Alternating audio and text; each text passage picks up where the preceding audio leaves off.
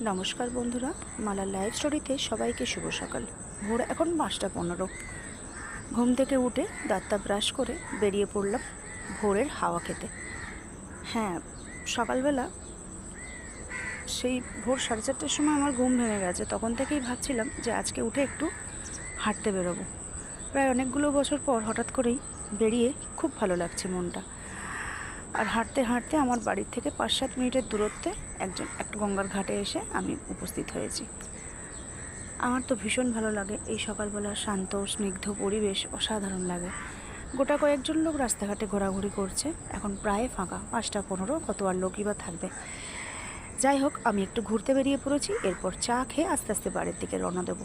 আমার এই চ্যানেল যদি আপনাদের ভালো লাগে অবশ্যই কমেন্টের মাধ্যমে জানাবেন। এখন এখানেই রাখছি, আসছি নেক্সট কোনো ব্লগে।